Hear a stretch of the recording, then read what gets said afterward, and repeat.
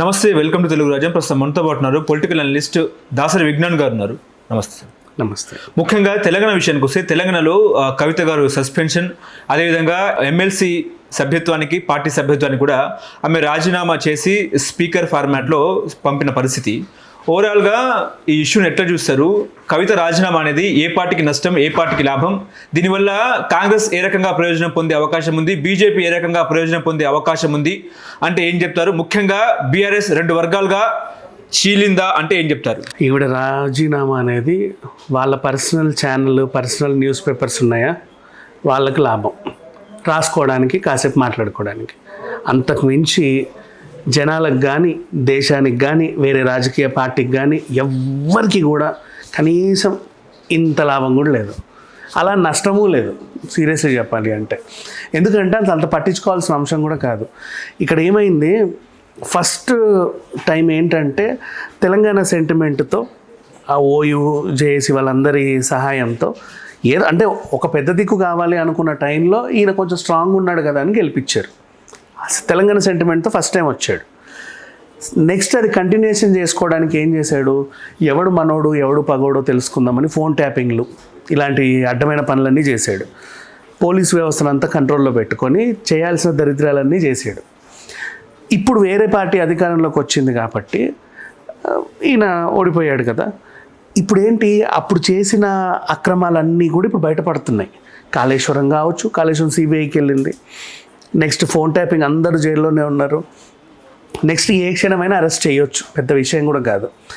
ఈ టైంలో ఎవడు మనోడు ఎవడు పగోడో తెలుసుకోవడానికి ఆప్షన్ లేదు, ఫోన్ ట్యాపింగ్ లేదు కదా. అందుకని చెప్పేసి మనమే ఒకరం విడిపోతే విషయం తెలుస్తుంది అని చెప్పి సపరేట్ అయిన క్యాండిడేట్ కవిత నెంబర్ 1. నెక్స్ట్ ఇప్పుడు ఎట్లా ఉంటుంది, ఈమెకు సపరేట్ అయ్యింది అని నమ్మాలంటే, జనాలు నమ్మాలంటే ఆరోపణలు చేయాలి. అసలు హరీష్ రావే కాదు, ఆయన గిరీష్ రావు, ఆయన అది, ఆయన ఇది, అసలు ఆయన రావే కాదు అని మాట్లాడొద్ది. నెక్స్ట్ మా అన్నయ్యని రాఖీ సెంటిమెంట్, రాఖీకి పిలిస్తే అసలు ఫోన్ ఎత్తలేదు, ఇసిరి కొట్టిండు, నా మొహం మీద నువ్వు రావద్దు అన్నాడు, ఏవేవో చెప్పేస్తూ ఉంటుంది.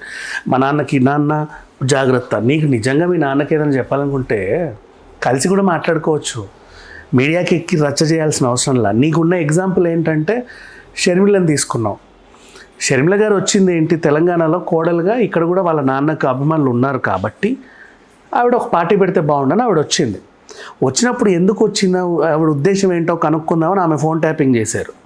ఫోన్ ట్యాపింగ్ చేసి ఆమె పర్సనల్ విషయాలని వాళ్ళ అన్నకి చెప్పి వీళ్ళిద్దరి మధ్యలో చిచ్చు పెట్టింది కూడా వీళ్ళే ఫస్ట్. తర్వాత ఆవిడ ఒక ఎగ్జాంపుల్ అయింది, ఇప్పుడు ఇట్లా మనం కూడా పెట్టవచ్చు కదా అని ఈమె సపరేట్ అయింది. కవిత అనే క్యారెక్టర్ ఒక పొలిటీషియన్కి బ్లడ్ రిలేషన్ అంతే తప్పితే షీఈ్ నాట్ ఏ పొలిటీషియన్, అది గుర్తుపెట్టుకోవాలి. షీఈ్ MP or ex MP or MLC. నిన్ను బలవంతంగా ఎమ్మెల్సీ ఇచ్చి తీసుకొచ్చిండ్రు, జనాలు ఎన్నుకోలేదు నిన్నెవరు. నువ్వు నిలబడ్డ చోట పసుపు రైతులు 2500 నామినేషన్లు వేసి మరీ ఓడిపించారు నిన్ను, అంటే నువ్వు వద్దు మాకు అని. అర్థమైందా? నేను ఎవ్వరు కూడా ఇప్పటివరకు మా కమిటీ కావాలి అని ఎవ్వరు కోరుకోవాలి, ఈ రోజు వరకు కూడా, ఇక మీదట కూడా కోరుకోరు. నువ్వు పెద్ద ఇది కాదు, ఒక రాజకీయ పార్టీకి చెందిన ఒక నాయకుడికి ఒక బ్లడ్ రిలేషన్ నువ్వు, అంతే. అంతకుమించి అంత ఇంపార్టెంట్ ఏమీ లేదు. అలా అని చెప్పేసి పొలిటికల్ నాలెడ్జ్ తనకు అసలు ఏమీ లేదు, జీరో చెప్పాలి అంటే, ఏమీ తెలియని కూడా తెలియదు, 0%. అలాంటి ఒక మనిషిని ఎవరు కావాలనుకోరు, అలానే వద్దని కూడా అనుకోరు, ఎందుకంటే అసలు పట్టించుకోరు కాబట్టి. ఫస్ట్ ఆఫ్ ఆల్ ఆమె తెలంగాణ ఉద్యమంలో క్రియాశీలక పాత్ర పోషించింది. ఆ తర్వాత చెప్పడానికి ఒక అంశం చెప్పు, క్రియాశీలక పాత్ర ఒక్కటే,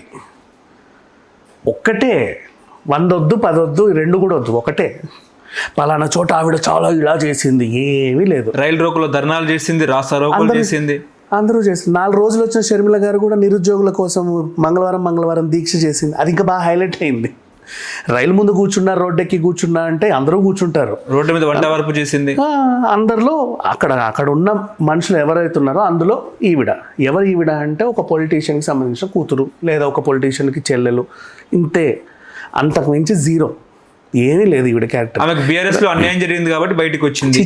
చిచి ఏం అన్యాయం జరిగిందా? అసలు నేను కావాలని ఎవడు కోరుకున్నాడు నీకు అన్యాయం చేయడానికి? తర్వాత నేను ఎవడు కోరుకున్నాడు? ఎవరు కోరుకోలే, నిన్ను ఎవ్వరు కూడా కోరుకోలే. అండ్ బలవంతంగా నెత్తిన పెట్టారు జనాల మీద, అదైతే తెలిసిందే. ఇప్పుడు ఇక్కడ విషయం ఏంటంటే వీళ్ళు ఫ్యామిలీ డ్రామా ఇది. నువ్వు సపరేట్ అయితే నువ్వు 4 విమర్శలు చేసావనుకో, ఎవడో ఒకడు వస్తాడు, అవునమ్మా నిజమే మీ నాన్న ఏం చేశాడో తెలుసా అని. ఓహో నీ ఇట్లా ఉందా నీ మైండ్లో అని చెప్పి మళ్ళీ చెప్పుకుంటుంది, వీడు మనోడు కదా పగోడు అని. నీకు ఇంతకుముందు ఫోన్ ట్యాపింగ్ చేతిలో ఉంది కాబట్టి ఈటల రాజేందర్ పైన వేటేసావు. ఇప్పుడు నీకు ఆ అంశం లేదు. ఎవరు నీ వల్ల ఎవరు అసలు కోవట్లో నీకు ఏమీ అర్థం కావట్లే. పార్టీలో మొత్తం గందరగోళంగా ఉంది. హరీష్ రావుని అనకొండతో ఎందుకు పోల్చింది? హరీష్ రావుని సంతోష్ రావుని ఎందుకు టార్గెట్ చేసి? అలా అంటేనే కదా ఈవిడ సపరేట్ అయిందని నువ్వు నేను నమ్మాలి. అందుకు టార్గెట్ చేసింది. నువ్వు మా నాన్నని బద్నాం చేశారు, పూర్తి స్థాయిలో మా నాన్న ఇమేజ్ని డామినేట్ చేశారు, మా నాన్నని రోడ్డు పాలు చేశారు అని చెప్పి కూడా మాట్లాడుతుంది కదా. మీ నాన్న ఏ రోడ్డు మీద పడలేదుగా, పడలా, ఏమవ్వాలి. ఇట్లాంటి విమర్శలు చేస్తేనే నమ్ముతారు జనాలు. నమ్మి ఎవరెవరైతే బీఆర్ఎస్లో ఉన్న కోవట్లు ఉంటారో వాళ్ళందరూ బయటకు వచ్చి కవిత దగ్గర చేరుతారు. అప్పుడు వీళ్ళు ఏర్చుకోవాలి. ఇప్పటి నుంచే ఈ అంశం ఎందుకంటే 4 ఏళ్ల నుంచే ఈ పని జరిగింది అనుకో, నెక్స్ట్ ఎలక్షన్స్కి వీళ్ళకి కొంచెం పనికి వస్తుందని ఈ రోజు నుంచి మొదలుపెట్టారు. మా నాన్న స్థాయి ఎక్కడ, రేవంత్ రెడ్డి స్థాయి ఎక్కడ? రేవంత్ రెడ్డి లాంటి నాయకులు ముఖ్యమంత్రి అయ్యి మా నాన్న మీద సిబిఐని పంపిస్తున్నారు అనేది తను చెప్తున్న వర్షన్. మీ నాన్న స్థాయి ఎక్కడ అంటే, మీ నాన్న స్థాయి అసలు ముఖ్యమంత్రి స్థాయే కాదు. ఎందుకంటే నన్ను గెలిపిస్తే ఒక దళితుడిని ముఖ్యమంత్రిని చేస్తా అని మాట ఇచ్చాడు. అవునా? యాక్చువల్గా దళితుడు ముఖ్యమంత్రి అవ్వాలి, ఆయన కాదు. ఆ మాట మార్చుకున్నాడు. నెక్స్ట్ రేవంత్ రెడ్డి ఆయనే ముఖ్యమంత్రి అవ్వాలనే పోటీ చేశాడు. నేను అయినా పర్లేదు, కాకుండా పర్లేదు అన్నాడు. అందరు కలిసి ఆయన ఎన్నుకున్నారు. ఈయన ఎన్నుకోబడ్డాడు, ఈయన మాట ఇచ్చి తప్పాడు. సో ఇక్కడ రేవంత్ రెడ్డి స్థాయే ఎక్కువ, ఆయనకు అసలు స్థాయే లేదు కదా. నిజంగా హరీష్ రావు కేసీఆర్ని వెన్నుపోటు పొడిచే అంశంగా భావించవచ్చా? అదేవిధంగా కాళేశ్వరంలో హరీష్ రావు కీలక పాత్ర పోషించాడా అంటే ఏం చెప్తారు? కాళేశ్వరం మొత్తం కర్త కర్మ క్రియ కేసీఆరే యాక్చువల్గా చెప్పాలి అంటే. మిగతా వాళ్ళకి తెలిస్తే కొంచెం షేర్ ఇవ్వాలి, తెలియకపోతే మొత్తం ఈయనే చూసుకోవాలి. దాంట్లో జరిగిన అక్రమాలన్నీ కూడా ఇప్పుడు సిబిఐ చేతికి వెళ్ళింది. రేపో ఎల్లుండో అరెస్ట్ అవుతాడు. అరెస్ట్ అయిన తర్వాత మొత్తం బీఆర్ఎస్ పార్టీ అతలాకుతలం అయిపోతుంది. ఈ టైంలో ఎలా అయితే జగన్ అరెస్ట్ చేస్తే షర్మిల మొత్తం నెట్టుకొచ్చిందో ఆ క్యారెక్టర్ ఈవిడ పోషించడానికి ఇప్పటి నుంచే ఇంజెక్ట్ చేశారు. సడన్గా ఇప్పుడు ఈయన జైలుకి వెళ్ళాడు అనుకో, ఇప్పుడు ఈమె దగ్గరుండి మొత్తం పార్టీని అంతా లీడ్ చేయాలి. కేటీఆర్ ఊరుకుంటాడా? ఏది, ఆయన కూడా అరెస్ట్ అవుతాడుగా. ఆయన ఎందుకు వదులుకుంటాడు? ఆయన కూడా అరెస్ట్ అవుతాడు, ఇద్దరు అరెస్ట్ అవుతారు. అప్పుడు హరీష్ రావు చేతిలో వెళ్తుంది పార్టీ. అప్పుడు హరీష్ రావు చేతిలోకి వెళ్తుంది పార్టీ అని అంటారు. హరీష్ రావు చేతికి ఒకవేళ పార్టీ వెళ్తే వీళ్ళ చేతుల్లో ఉండదు, ఫ్యామిలీ చేతుల్లో ఉండదు. కాబట్టి ఆ ఫ్యామిలీని ఎవరైతే ఆరాధిస్తారో వాళ్ళందరినీ కంట్రోల్లో పెట్టుకోవడానికి ఇప్పటి నుంచి ఆడుతున్న డ్రామా. ఓకే, జనాలందరూ కలిసి అయ్యో పాపం కవితకి ఇంత కష్టం వచ్చింది, ఏం రాలా కష్టం, ఏ ఇంట్లోనూ ఎవరు విడిపోరు, అందరూ బాగానే ఉంటారు. ఓకే, విజ్ఞాన్ గారు ఇప్పుడు ముఖ్యంగా దుబ్బాక ఉప ఎన్నిక వస్తే, ఆ దుబ్బాక ఉప ఎన్నిక విషయానికి వస్తే, దుబ్బాక ఉప ఎన్నికల్లో హరీష్ రావు వల్లనే పార్టీ ఓడిపోయింది అనేది నిన్న కవిత చెప్పిన సారాంశం. ముఖ్యంగా హరీష్ రావు తనకు తాను ప్రకటనలు ఇచ్చుకున్నారు, తనకు తాను మీడియాను కూడా ఎంకరేజ్ చేసుకున్నారు. ఒంటరిగా నేను ప్రచారం చేశాను అన్నట్టు కూడా పార్టీ తన భుజాల మీద ఎత్తుకున్నాడు అనేది ఒక డ్రామా వర్షన్గా క్రియేట్ చేశారు హరీష్ రావు.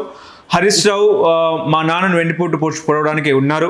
హరీష్ రావు 2009లో అప్పటి ఉమ్మడి ఆంధ్రప్రదేశ్ ముఖ్యమంత్రి రాజశేఖర్ రెడ్డి కూడా మంత్రాలు జరిపారు, 25 ఎమ్మెల్యేలను తీసుకొస్తా అన్నట్టు కూడా ఆయన మాట్లాడారని చెప్పేసి కూడా కవిత చెప్పింది. ఇదంతా నిజమేనా? అసలు తెలంగాణలో ఒక మంచి రాజకీయ నాయకుడు గురించి ఒక 10 మంది గురించి చెప్పుకుంటే ఖచ్చితంగా హరీష్ రావు గురించి చెప్పుకోవచ్చు. ఆయన జనాల చేత ఎన్నుకోబడి ఎప్పటి నుంచో రాజకీయాల్లో ఉండి ఈ రోజు వరకు ఉన్నాడు. ఆయన ఈ పార్టీలో ఉన్నా ఇంకో పార్టీలో ఉన్నా పార్టీకి ఈయన వల్ల ప్లస్సే తప్ప మైనస్ అనేది ఉండదు. సో కేసీఆర్ కూడా కొంచెం వెయిటేజ్ వచ్చిందంటే హరీష్ రావు ఉండడం వల్లే. నీకు అర్థమైందా? ఈయన వల్ల ఈయన కొరిగిందేం లేదు, ఈయన వల్ల పార్టీకి చాలా ఉంది. అయితే రేపో ఎల్లుండో అరెస్ట్ అయితే హరీష్ రావు పార్టీని లీడ్ చేస్తారు. అందరు అటు వెళ్ళిపోతే పార్టీ కూడా చేదాటిపోతుంది. ఇన్ కేసు ఒకవేళ మనసు మారితే ఆయనకే ఏదన్నా లీడ్ చేయాలనుకుంటే ఇంకో రకంగా అయిపోతుంది. మనకి బ్రతుకు తెరువు అనేది ఉండదు. కాబట్టి కవితని ప్రజెంట్ నువ్వు కొంచెం జరిగి ఉండు, ఈ లోపు మనకి అన్నీ తెలుస్తాయి అన్న ప్లానింగ్ ఇది, అంతమించి ఏమీ లేదు. సంతోష్ రావు మీద కూడా కొన్ని ఆరోపణలు చేసింది. ఆయన గోళీలు ఇచ్చే వ్యక్తే కానీ తిమింగ్లాలు మింగినాడు. అదేంటి గ్రీన్ ఛాలెంజ్ ద్వారా హీరోలను చిరంజీవి లాంటి మెగాస్టార్లను రప్పించి తెర వెనుక ఎన్నో కుంభకోణాలు కూడా చేశాడు అనేది కూడా తన వర్షన్. నిజమేనా? 1 సెకండ్, గ్రీన్ ఛాలెంజ్ మంచికే కదా, మొక్కనాటం అనేగా చెప్పింది. కుంభకోణం చేసినా చేయకపోయినా నువ్వు అట్లాంటి ఆరోపణ చేస్తేనే నీకు మైలేజ్ వస్తుంది. అండ్ సంతోష్ రావు అనే క్యారెక్టర్ మీద ఈవిడ హరీష్ రావుతో ఈక్వల్గా ఆరోపణలు చేసింది. ఆయనను ఎలివేట్ చేయడానికి ఇది కూడా డ్రామా. ఆయన తిట్టలా, ఎలివేట్ చేసింది. ఇప్పుడు సంతోష్ రావు, హరీష్ రావు. ఎట్లా ఉంది చూడు సౌండింగ్. ఆ సౌండింగ్ కోసం ఆయన్ని లాగింది యాక్చువల్గా చెప్పాలి అంటే. రఘునందన్ రావు గెలవడం వెనుక ముఖ్య భూమిక పోషించింది హరీష్ రావు అనేది చర్చ. నిన్న కవిత గారు కూడా 100% హరీష్ రావుని నమ్ముతారు కాబట్టి గెలిపిస్తారు ఎవరినైనా. ఆయన రఘునందన్ రావు బీజేపీ క్యాండిడేట్ కదా. ఏ క్యాండిడేట్ అయినా సరే నేను చెప్తున్నా, ఆయన నమ్ముతాడు. ఆయన మాట ఇస్తా అంటే మంచికే చెప్పుంటాడులే అని అనుకుంటారు. తప్పేం లేదు. హుజరాబాద్ లో ఈటల రాజేందర్ వెనుక చక్రం తిప్పింది హరీష్ రావు అని చెప్పింది కదా. తప్పేం లేదు. తప్పేముంది? అక్కడ బీజేపీ క్యాండిడేట్ ఈటల రాజేందరే. అదే అక్కడ తప్పలేదు, ఇక్కడ తప్పలేదు. అది హరీష్ రావు పర్సనల్ ఒపీనియన్ అది. ఎందుకంటే మీరంతా చండాలంగా ఉన్నారు కాబట్టి ఆయన మీ నుంచి దూరం అవ్వాలనుకున్నాడు. తప్పేం చేశాడు? మీకు తెలియలా తప్పేం చేశాడు? హరీష్ రావు మరో షిండే పాత్ర పోషించే అవకాశం ఉందా? 100%. ఆయన ఒక పార్టీ పెట్టుకున్నా ఎంతో కాదనుకున్నా కొంచెం వెయిటేజ్ ఉంటుంది. వీళ్ళని నమ్మే ఎవరైతే పగ్గాలు ఇవ్వరు, ఆ విషయం వీళ్ళకి తెలుసు. కాబట్టి కాపాడుకునే ప్రయత్నంలో అలా చేసింది అంతే. అండ్ ఇకపోతే హరీష్ రావు ఈమె చేత నిజంగా అనిపించుకుంటున్నాడా, ఇది కూడా ప్లానింగ్ ఏనా అనేది కూడా ఉంటుంది. మళ్ళీ చెప్పాలి అంటే నిజంగా అట్లా అంటేనే వెయిటేజ్ వస్తుంది. నిజంగా హరీష్ రావు. నిజంగా హరీష్ రావు వెనకాల సీఎం రేవంత్ రెడ్డి ఉన్నారు. ఫ్లైట్లో సీఎం రేవంత్ రెడ్డి కాళ్ళని హరీష్ రావు మొక్కినాడు అని కూడా చెప్తున్న పరిస్థితి. 1 సెకండ్. మన చంద్రబాబు నాయుడు గారు అండ్ వైఎస్ఆర్ గారు ఉన్నప్పుడు అసెంబ్లీలో ఎంత ఘాటుగా విమర్శలు చేసుకున్నా సాయంత్రానికి టీలో ఇద్దరు కలిసి తాగేవారు. అవునా? అట్లా అంటున్నారు కదా అని ఈ పార్టీ రహస్యాలు ఆయన చెప్తున్నాడు, వాళ్ళ పార్టీ రహస్యాలు ఈయన చెప్తున్నాడు అనేది కాదు. Think like that.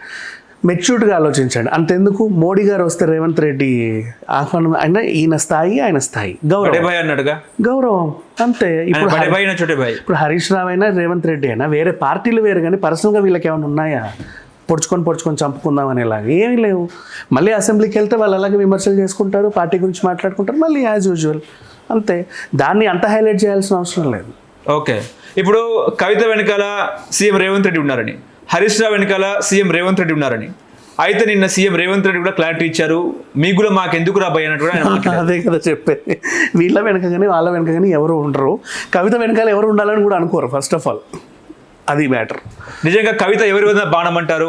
అబ్బే చిచ్చి, అసలు అంత ఇంపార్టెన్స్ కూడా ఇవ్వాలి. కేసీఆర్ వదిలిన బాణమా, మోడీ వదిలిన బాణమా, అమిత్ షా వదిలిన బాణమా, లేకపోతే సీఎం రేవంత్ రెడ్డి వదిలిన బాణమా? నువ్వు చెప్పిన 4 క్యారెక్టర్స్ కూడా పొలిటీషియన్స్. వీళ్ళంతా ఏ పొలిటీషియన్ ఇలాంటి వాళ్ళని బాణంగా కూడా వాడుకోరు, ఎందుకంటే వాళ్ళకి జీరో నాలెడ్జ్ కాబట్టి.